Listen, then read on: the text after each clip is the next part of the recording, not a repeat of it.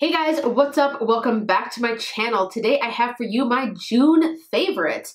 I am super excited to be filming this month specifically because I have some products here that have blown me away this month. So I'm going to share all of that stuff with you. I also have some products set aside right here that I didn't love so much.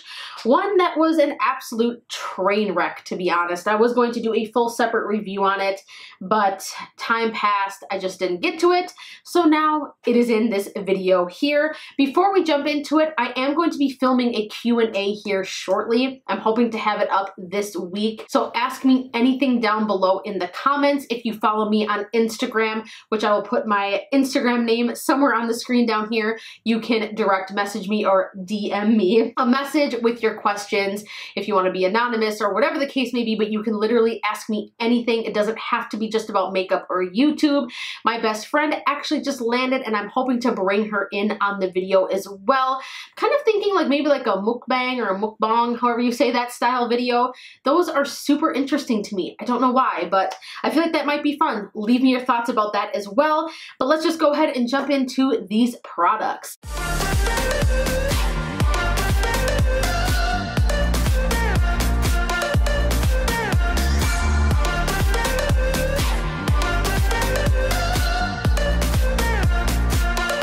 Where do we begin? Let's start with palettes.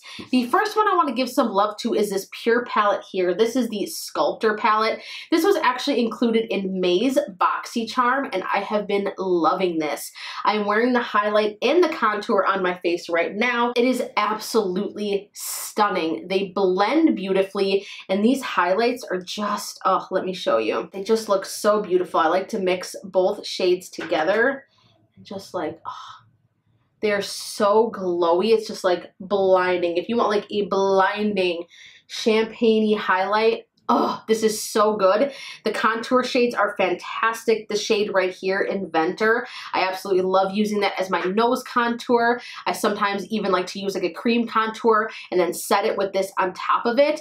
It's just so good. And oh, like I said, it smells like vanilla. Super fantastic. The next palette I want to show some love to, I actually did a review on recently. If you haven't checked that video out, I will link it down below. This is the Urban Decay Born to Run palette. First of all, can we just adore this packaging? I actually have this sitting out here on my desk because it's so beautiful. I just love looking at it. It inspires me. It's pretty much based all around travel, which is something I love to do more than anything. But then obviously the star of the show are these shades in here. You've got so many color options, a beautiful mix of mattes and metallics.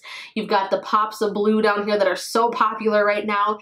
Every shadow that you see on my eyes right now comes directly from this palette.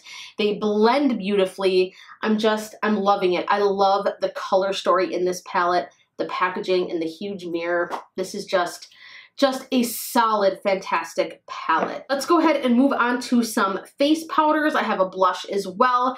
You guys know I have to give some love to this guy here. This is the Colourpop No Filter Loose Setting Powder.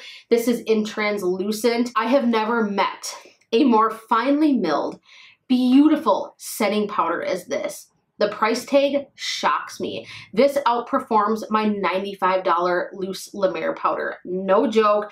That was my go-to for the longest time. I have a tough time with loose setting powders because I have such dry skin that a lot of the times they just look cakey. They exaggerate lines and texture, and this one just doesn't do that. I like to pick it up with a dampened beauty blender or beauty sponge, pick it up and then press it under the eyes, on my nose, and wherever else I want to control maybe oil or anything, refine my pores. This just makes your skin look airbrushed, can I talk? And flawless. It is a beautiful powder, and again for $9, you can't beat it. Rolling off of that into Colourpop's No Filter Sheer Pressed Powder. I get super oily in the summertime. I live in a very humid climate during the summer months, and my skin actually gets oily. It really sucks. I'm either extremely dry or I get really oily. So when that happens, I love to have something like this.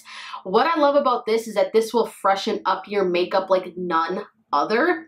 For real, like if I even see like my foundation breaking up, anything fading, oiliness, I just tap some of this on with a little travel brush if I'm out and about, or I'll even just press it into my skin using like a velour puff, and it freshens everything up and it makes me look brand new again. So this is $9 as well. It comes in this cute little compact. You've got a mirror. I have mine in the shade medium. It is perfect. I love it. Let's talk about a blush. This is from Sigma. This is one of their Aura powders. This is in the shade CorDeRosa.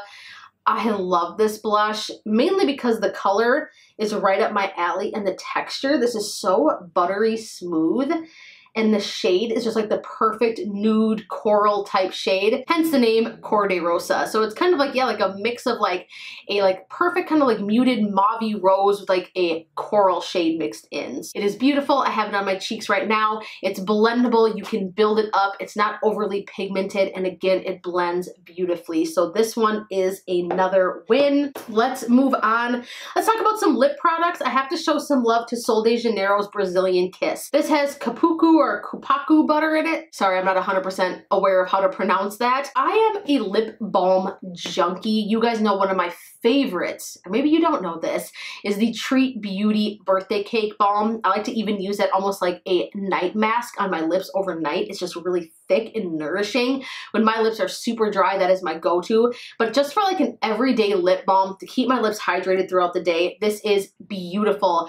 I have a problem with like taking a lip balm and just like layering it and layering it and layering it because I'm obsessed with the way that this feels, this one specifically on my lips. It never feels too thick, cakey, it doesn't taste gross. It smells delicious. I want to eat this.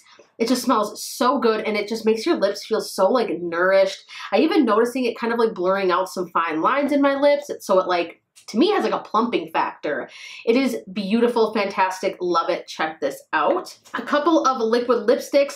The first one I want to mention is from Kat Von D. This is one of her everlasting liquid lips in the shade Ludwig. I actually got this past fall in a nude lip kit, like a lip sampler kit from Sephora, and oh my god, this shade is beautiful. Look at that. It is the perfect nude. It would work for a multitude of skin tones, but what I love most about this and what I forget about is the formula is the most comfortable, hands down, the most comfortable matte liquid lipsticks you can get. It is long wearing. It doesn't fade funky when you're eating. I have it on right now. I feel like I'm wearing nothing. It doesn't feel dry. It just feels like my lips. It is the best formula of all time. If you guys love this formula, let me know what shades you love below. I would love to try more of them. I would love to build up a collection of these because I think these are probably some of the best liquid lipsticks on the market. I will say that. They're amazing. Another one I want to show some love to, another formula I am fond of, is from Ofra. This is their long-lasting liquid lipstick. This is in the shade Verona. This was also a BoxyCharm item. BoxyCharm's been knocking it out of the park lately, you guys. Like, really good. Let me swatch this one for you. It's a little bit darker, a little bit more brown with like more of a warm undertone. It's this one right here. I love this one too. It's almost as good as the Kat Von D one. I wish it dried down just a bit more, but it's not sticky or anything, and I just love it. It is probably my second favorite liquid lip formula. It's really good, and I think, yeah, it kind of smells like cake batter. It's delicious. One more lip item to show some love to is the Intense Butter Glosses from NYX. Namely this shade here. This is Peanut Brittle. I love this gloss. If you want a super opaque, super glossy gloss that just makes your lips look voluptuous, but gives you a ton of color as well, look at that. It is beautiful. This shade, again, Peanut Brittle, is like the best nude gloss ever. It is so good. I actually like this more than the Colourpop High Shine Ultra Glossy Lips. I love that formula too, but what I like about this one is it's a little bit longer lasting, and again, it's a little bit more opaque and easier to work with. These are super affordable. These might even be, I want to say, cheaper than even the Colourpop ones. So check this out. You guys know you can get NYX at pretty much any drugstore, Walmart, Target. You gotta try it out. You gotta try it out. It's really good. All right, what do we touch on next? Let's talk about mascaras. I have a couple of them for you guys. This is from Milk Makeup. This is the Kush Mascara. First off, the packaging is incredible. I am obsessed with the packaging of this mascara. It is like a metal casing. It's super heavy and it's like big. I love it. I don't know why. So here's what the wand looks like. It does pick up a ton of product. I was a little bit nervous at first when I got this because the brush wand is so big, like the head, and it's a really kind of thick formula, but when you put this on, you're gonna be like, what the hell? How does that work? Why does this not look clumpy? It is not clumpy at all. It gives your lashes like mega volume. If you want mega volume and you want really lush, full lashes without them looking shorter, I know sometimes really volumizing mascaras can actually make your lashes look shorter, but this doesn't do that. It just, I don't know what it is, and it doesn't look spidery or thick. It doesn't flake. It's just really good. It's like a miracle. What is your mystery? What kind of magic are you? And then the last mascara I want to touch on is from Sigma. This is their Sinuosity Lash. If you love Roller Lash, which I am obsessed with, it is like my everyday mascara. It is my go-to. I've gone through like 3 tubes of that. This is like that mascara, but on steroids. So look at this wand. It's gonna have like the same kind of curved wand as the Roller Lash, but it's bigger, fatter. That's what she said. So you're gonna get even more volume. If you want to separate and lengthen your lashes and you love what Roller Lash does, but you want just a little bit more volume, check this out. It is fantastic. I have it on my lashes right now. I just love the way my lashes look with this. I'm always having a good lash day when I reach for my Sigma Sinuosity Lash. It is amazing. Let's show some love to some brushes really quick. I have to show love to these Luxie brushes. Again, a BoxyCharm item. These are the Luxie brushes. This is like their face powder set. It comes with the dual fiber powder brush, the 516. You've got the tapered highlighter brush, number 522, and then the 660, which is the precision foundation. I don't really use this for foundation, but I like to use it if I want to use a brush for like setting powder under the eyes, sweeping away fallout from eyeshadow. The tapered highlight brush, which I demoed in the beginning of the video, it just sweeps highlight on like a freaking dream. These brushes are so soft and it like melts highlight into the skin, which is strange because usually you need like your fingers for something like that, but this brush does it. I don't know how you do it. Again, more magic. And then lastly, the dual fiber powder brush. I love to blend out contour, powder contours. You can even do like a general kind of quick contour on the nose with this brush. And I even like it for blush. This one is multi-use. If you're not familiar with dual powder or dual fiber brushes, you need to get on that life because they are fantastic if you want to blend out powders. There's really nothing like it. A couple of foundation brushes, the 957 Precision Kabuki. Y'all know I love this. And then the F80 Flat Kabuki from Sigma. Now, I am kind of high maintenance in the tools that I use with my foundation.